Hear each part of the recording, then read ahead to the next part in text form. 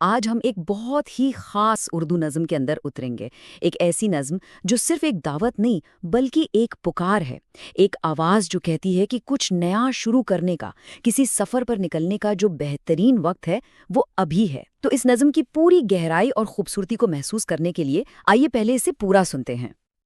ابھی وقت ہے میرے ساتھ چل، ابھی پاؤں میں ہے مسافتیں، ابھی راستوں پہ گرفت ہے، ابھی ہاتھ رکھا ہے وقت کی باغ پر، ابھی مہربان ہے رہ گزر بڑی دور تک، ابھی راستے بھی نہیں اٹے ہوئے غبار میں، ابھی حوصلے ہیں جوان میرے، ابھی دل میں چلنے کا شوق ہے۔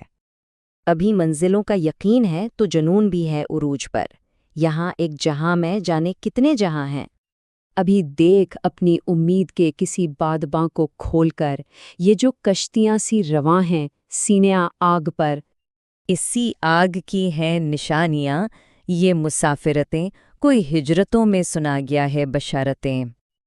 ابھی وقت ہے میرے ساتھ چل، ابھی وقت ہے میرے ساتھ چل۔ کیا زبردست تکرار ہے اس دعوت میں۔ تو یہ نظم صرف یہ نہیں کہہ رہی ہے کہ چلو، بلکہ یہ بتا رہی ہے کہ چلنے کے لیے اس سے بہتر لمحہ، اس سے بہتر وقت ہو ہی نہیں سکتا۔ تو چلیے ذرا کھول کر دیکھتے ہیں کہ شاعر نے یہ ماحول کیسے بنایا ہے اور اس راستے کی کیا خاص باتیں بتائی ہیں۔ نظم کی شروعات ہی ہوتی ہے لفظ مسافتیں سے۔ اب یہ جو لفظ ہے نا، یہ فاصلوں کا بوجھ نہیں بلکہ یہ امکانات کی وسعت ہے۔ مطلب یہ کہ پیروں میں تھکن نہیں بلکہ ان گنت سفر کرنے کی صلاحیت ہے۔ ایک کھلا میدان ہے جو بس دریافت ہونے کا انتظار کر رہا ہے۔ اچھا، تو یہ میدان ہے کیسا؟ بالکل صاف۔ ابھی راستوں پہ گرفت ہے کا مطلب صرف یہ نہیں کہ راستہ دکھ رہا ہے، بلکہ اس کا مطلب ہے کہ راستے پر ہمارا کنٹرول ہے، اختیار ہے، کوئی دھند، کوئی کنفیوژن نہیں ہے، ارادہ پکا ہے اور راہ بالکل سیدھی سامنے ہے۔ اور پھر آتی ہے سب سے طاقتور بات، ابھی ہاتھ رکھا ہے وقت کی باغ پر۔ سوچیں ذرا، یعنی وقت کوئی بے قابو دریا نہیں جو ہمیں بہا کر لے جائے گا، بلکہ یہ ایک گھوڑا ہے جس کی لگام مضبوطی سے ہمارے ہاتھ میں ہے۔ یہ لمحہ ہمارا ہے، اسے جس طرف چاہیں موڑ سکتے ہیں۔ تو ٹھیک ہے، باہر کے حالات تو ایک دم بہترین ہیں، راستے صاف ہیں، وقت قابو میں ہے، لیکن کسی بھی سفر کے لیے سب سے ضروری چیز تو اندر کی طاقت ہوتی ہے۔ اب شاعر ہمیں یہ بتاتا ہے کہ جو مسافر ہے وہ اندر سے کتنا تیار ہے۔ دیکھیں، یہ صرف 4 الگ الگ باتیں نہیں ہیں، یہ ایک مکمل تصویر ہے۔ حوصلے جوان ہیں، یعنی ہمت کی کوئی کمی نہیں، دل میں صرف خواہش نہیں بلکہ چلنے کا شوق ہے، منزل پر کوئی شک نہیں، پورا یقین ہے، اور اس یقین سے جو ایک توانائی پیدا ہوتی ہے نا، وہ جنون بن کر اپنے عروج پر ہے۔ یہی وہ اندرونی آگ ہے جو کسی بھی مسافر کو کبھی رکنے نہیں دیتی۔ تو جب باہر کے حالات اور اندر کی طاقت یہ دونوں ایک ساتھ مل جائیں تو پھر سفر کی کوئی حد نہیں رہتی۔ یہاں سے نظم ایک ذاتی سفر سے نکل کر کائناتی امکانات کی طرف جاتی ہے۔ یہ سوال ہمیں سوچنے پر مجبور کر دیتا ہے، یہاں اک جہاں میں جانے کتنے جہاں ہیں۔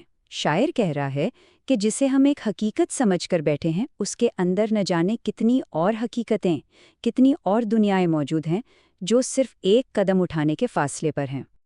تو سوال یہ ہے کہ ان اندیکھی دنیاؤں تک پہنچے کیسے؟ جواب ہے امید سے۔ مگر یہ صرف ایک احساس نہیں، یہ ایک عمل ہے۔ نظم کہتی ہے، پہلے اپنی امید کو دیکھو، اسے پہچانو اور پھر اسے ایک بادبان کی طرح کھول دو۔ جیسے بادبان ہوا کو پکڑ کر کشتی کو آگے بڑھاتا ہے، بالکل ویسے ہی امید ہمیں ان نامعلوم جہانوں کی طرف لے جاتی ہے۔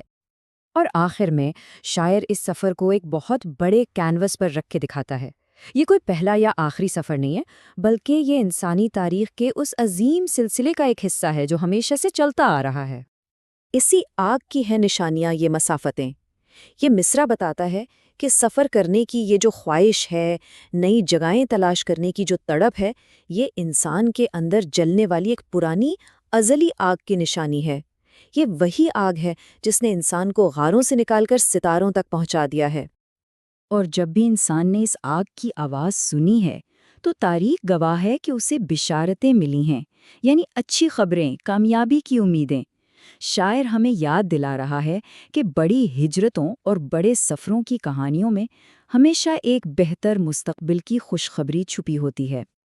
اور اسی سوچ کے ساتھ جب ہم نظم کے اس آخری لائن پر واپس آتے ہیں تو اس کا مطلب کئی گنا گہرا ہو جاتا ہے۔ ابھی وقت ہے میرے ساتھ چل۔ اب یہ صرف کسی دوست کی دعوت نہیں لگتی، یہ تاریخ کی، امکانات کی اور ہمارے اپنے اندر کی طاقت کی آواز لگتی ہے جو کہہ رہی ہے کہ سب کچھ تیار ہے، بس ایک قدم اٹھانے کی دیر ہے۔ تو یہ نظم ہم سب سے ایک ہی سوال پوچھ کر ختم ہوتی ہے، وہ کون سا سفر ہے جس کی پکار ایک عرصے سے دل میں سنائی دے رہی ہے، اور کیا اس سفر پر نکلنے کے لیے ابھی سے بہتر کوئی وقت ہو سکتا ہے؟